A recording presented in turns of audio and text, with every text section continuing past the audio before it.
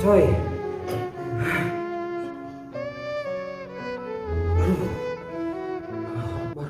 Assalamualaikum warahmatullahi wabarakatuh. Halo sahabat semuanya, apa kabar? Semoga kita selalu dalam lindungan Allah Subhanahu wa taala dan selalu diberi kesehatan ya. Amin ya rabbal alamin. Nah, di video kali ini sesuai judulnya, saya akan mempraktekkan operasi tanpa luka yang menggunakan trik yang sering digunakan oleh sebagian oknum paranormal. Ini berkaitan dengan dimana beberapa waktu yang lalu ada sahabat-sahabat saya yang bertanya tentang hal ini. Tapi sebelum saya lanjutkan pembahasan ini, bagi yang belum subscribe channel ini, jangan lupa ya untuk subscribe, like, komen, dan bagikan link video ini jika dirasa bermanfaat untuk mengedukasi masyarakat awam agar tidak tertipu dengan trik-trik sulap yang dilakukan oleh sebagian oknum paranormal atau dukun. Oke sahabat semuanya, sekarang kita bahas bagaimana sebagian paranormal, sebut saja oknum paranormal palsu yang mengatasnamakan mistis, membuat trik dan ilusi dalam prakteknya. Sehingga banyak kita temukan tayangan-tayangan ekstrim pada tubuh seseorang, keluar benda-benda seperti paku, jarum, kawat, dan lain-lain. Walaupun memang kita percaya bisa-bisa saja benda-benda tersebut masuk ke dalam tubuh dengan ilmu-ilmu hitam seperti santet. Karena molekul padat seperti paku atau berbagai hal lain bisa diubah menjadi bentuk energi yang tidak kelihatan untuk kemudian diubah lagi menjadi benda padat setelah terkirim atau sampai pada seseorang yang dituju. Namun jika cara pengobatannya terlalu didramatisir dengan teknik-teknik sulap tertentu, itu merupakan suatu pembodohan terhadap masyarakat awam. Sahabatku semua, memang kita tidak bisa menutup mata bahwa masih banyaknya pembodohan dengan menggunakan trik-trik penipuan, baik pengobatan atau jual alat-alat kesaktian. Sudah banyak kami temukan hal semacam ini, tapi alhamdulillah ahli spiritual, ahli supranatural yang benar juga banyak. Ini saya berbicara oknum ya. Salah satu contohnya seperti ini. Ini adalah buhur atau kemenyan. Ini saya dikasih oleh seseorang yang mana beliau punya hajat tertentu dan akhirnya disuruh beli buhur ini sekitar 2 juta rupiah. Sedangkan harga aslinya bisa dicek di toko-toko, ini hanya sekitar 50.000. Kan sungguh terlalu ya. Contoh kasus lagi, ketika saya menangani pasien di rumahnya, batin saya menangkap dan merasakan suatu aura seperti ada efek dari akibat tumbal hewan yang ditanam di dalam rumah. Kemudian saya bertanya kepada pemilik rumah dan beliau menyampaikan ternyata benar. Lalu beliau bercerita ternyata sekitar 1 bulan yang lalu, kata beliau, itu beliau meminta bantuan untuk mengobati keluarganya dan menetralisir rumahnya dari energi-energi negatif. Beliau meminta bantuan kepada seorang orang pintar lah kita katakan. Nah, kemudian orang pintar tersebut memerintahkan agar pemilik rumah melakukan ritual. Di antara ritualnya itu adalah dengan menumbalkan seekor ayam. Jadi ayam itu disembelih, darahnya dipisahkan, bangkai ayamnya itu ditanam di dalam rumah, di tengah rumah dengan membongkar keramik, kemudian ditutup lagi. Nah, darahnya itu dijadikan sebagai tinta untuk menulis lapad yang mulia, lapad yang agung, lafzul jalalah, yaitu lapad Allah, ditulis menggunakan darah ayam tersebut. Nah, ketika saya lihat, oh ternyata di tembok-tembok rumah itu memang terdapat tulisan lapad-lapad Allah yang mana terlihat bahwa yang digunakan untuk menulisnya itu adalah benda najis, yaitu darah. Maka ketika itu memang saya langsung hapus, saya bersihkan tembok-tembok itu, saya hilangkan lapad-lapad Allah yang ditulis dengan najis dengan darah ayam itu.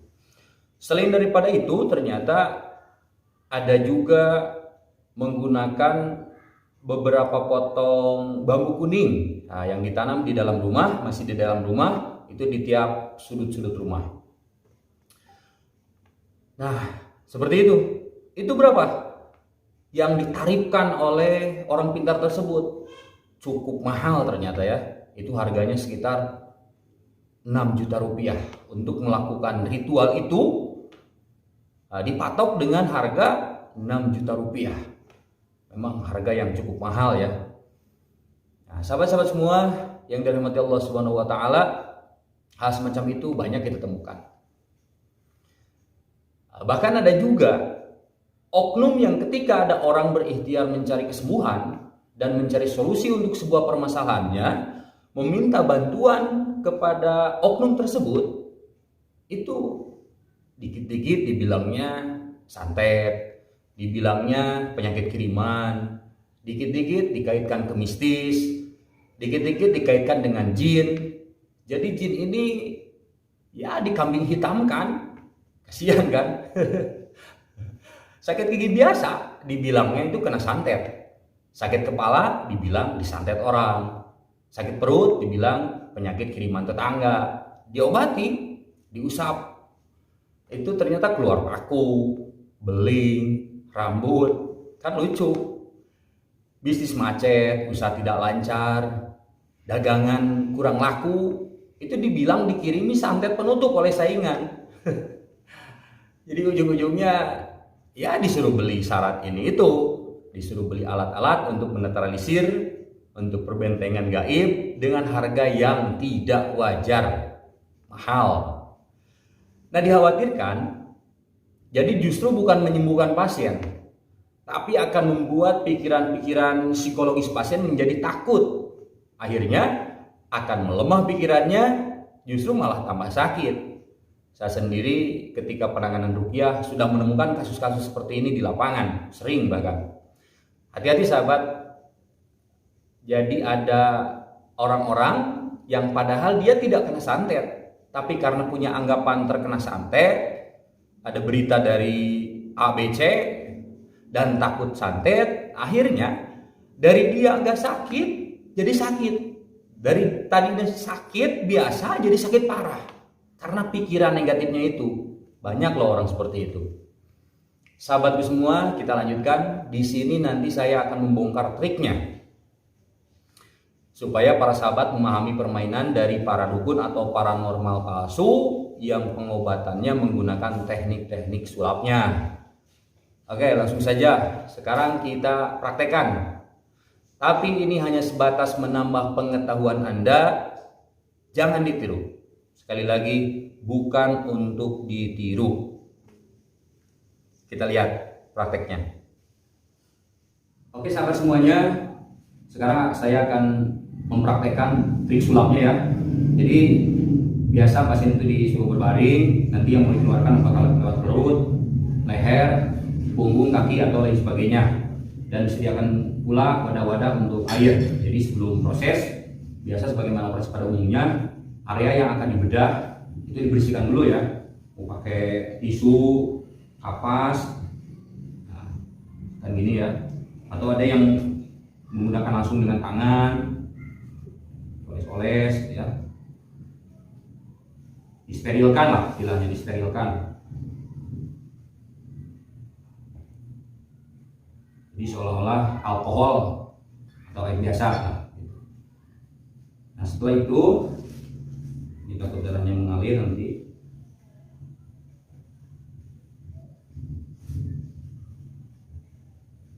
dihalangi supaya tidak berceceran. Nah, setelah ini baru mulai proses pembedahan ya. Proses pembedahan. Cuman kalau menggunakan pisau ini tajam ya. Nanti dikhawatirkan dapat pelanggaran ya dari komunitas YouTube kalau pakai pisau. Jadi yang hampir sama dengan pisau aja ya, ini ya. Nah, ini dengan pisau bisa pinggirkan. Jadi mulai pembedahan tahap awal ya. Mulai pembedahan. Bisa kameranya didekatkan. Terus Nah, kita tidak menggunakan pisau ya, sebagaimana tadi dijelaskan. Jadi kita menggunakan seperti inilah, hampir mirip ini, benda-benda tajam ya. Terlihat ya. Ini entah apa namanya lah. Pokoknya ini ibaratkan pisau. Nah, lalu kita mulai. Ini kan area ini sudah kita tadi sterilkan ya. Sudah kita sterilkan dengan air atau seperti terlihatnya alkohol. Mulai kita. Bismillahirrahmanirrahim. Lihat. Bismillahirrahmanirrahim.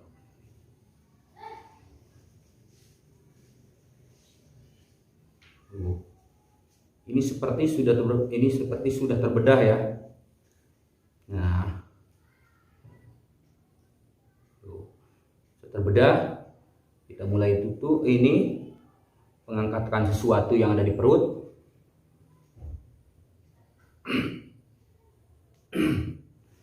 Nah, ini dapat ya, dapat satu ini paku.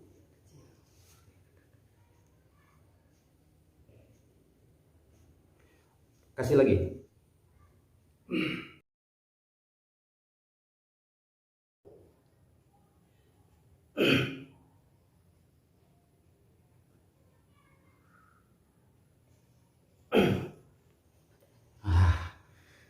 Ini dapat lagi ya. Ini bisa terlihat paku payung.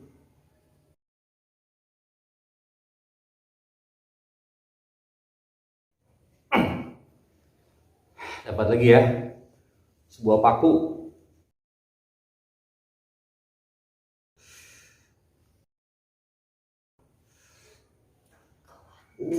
Ini tuliskan.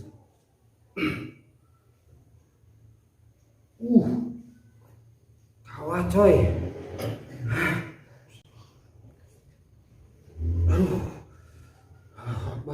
Coba dekatkan itu, dekatkan. Ya, dekatkan. Ada kawat di sini. Darahnya.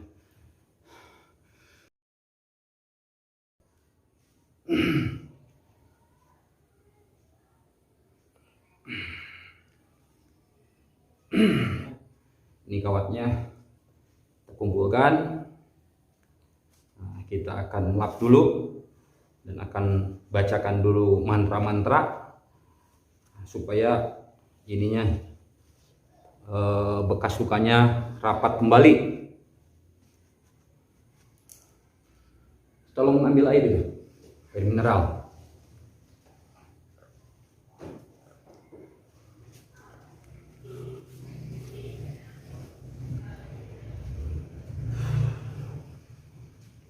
Ya Allah,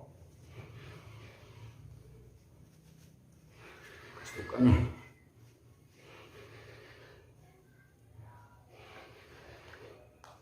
Akan bersihkan dengan baca-baca mantra atau apa itu ya, doa-doa. Mulai disiramkan.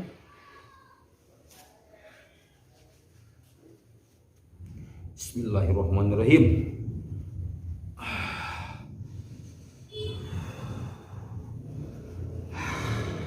Nggak ada bekas darahnya ya, nggak ada bekas sayatannya.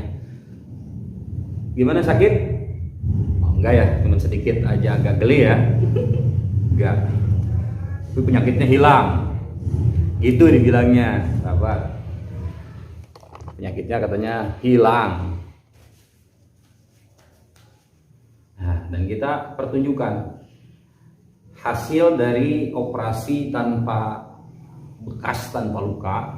Itu diantaranya ini satu ya,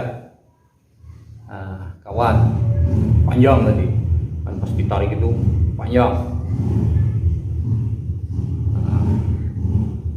Kedua ini ya, paku. Ketiga jarum pentul, jarum apa ya, paku payung ya. Ini keempat paku kecil. Nah, seperti itu kita bongkar ya. trik oknum paranormal dalam operasi tanpa luka seperti ini. Jadi ini tanpa luka. Itu saja, kita lanjutkan ke pembongkaran triknya. Nah, seperti itu sahabat semuanya. Jadi terlihat ekstrim kan? Jangan lupa ikuti terus channel ini, jangan lupa subscribe, like, komen, dan share video ini jika dirasa bermanfaat untuk mengedukasi masyarakat awam. Sahabatku semua, sekarang saya akan menunjukkan triknya. Trik yang seperti barusan, itu kemungkinan besar oknum paranormal menggunakan dua jenis cairan ini, atau ada yang 3 jenis cairan ya, kita katakan cairan A dan cairan B. Yang mana cairan ini jika digabungkan ini akan menjadi seperti darah. Jadi seperti praktek tadi kan, praktek-praktek yang kita lihat biasa seperti seolah-olah dibersihkan dulu, gitu kan? Dibersihkan dulu dengan menggunakan terlihat seperti air, seperti cairan ini ya.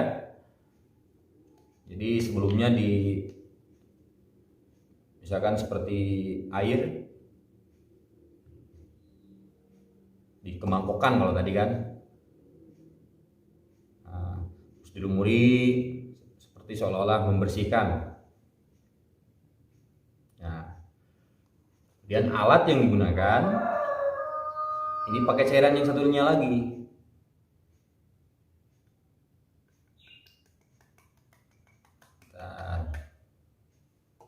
Menggunakan alat yang satunya lagi. Jadi ini memang tidak terlihat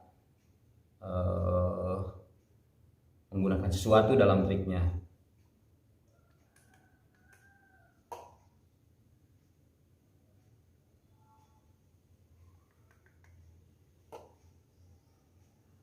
Ya, nah ini kan udah pakai cairan yang satu yang tadi, yang seperti air, kan, bisa dilihat. Nah ini pisau ya, yang sudah dilumuri yang satunya lagi. Biasanya menggunakan pisau yang memang tidak tajam, tapi dengan didramatisir pakai tenaga misalkan ya. Gitu. Bismillahirrahmanirrahim. Dan tajam ya. Tajam sekali ini. Truk. Nah, ini bisa terlihat kan ada efeknya. Tuh. Efek seperti benar-benar tergores. Allahu Akbar. Tuh, sahabat. Seperti darah. Ini netes sih. Itu di sininya juga kan terlihat, jadi ada seperti ini darah, seperti itu. Di sini seperti itu, memang seperti tergores menggunakan tadi itu, kan? Nah, kemudian pakai trik yang seperti tadi itu triknya. Mohon maaf, sahabatku semua yang dirahmati Allah Subhanahu Wa Taala. Jadi himbauan saya menghimbau, marilah kita cerdas dalam berikhtiar mencari kesembuhan, dan kami anjurkan itu selalu kita memohon petunjuk kepada Allah Subhanahu Wa Taala tentang penyakit derita, tentang problem-problem, masalah-masalah di dalam kehidupan kita. Mohonlah kita petunjuk kepada Allah Subhanahu Wa Taala. Cukup sekian, jangan lupa subscribe, like, komen, dan share. Sampai jumpa di video selanjutnya. Allahumma muwaffiq ila aqwamit thoriq. Wassalamualaikum warahmatullahi wabarakatuh.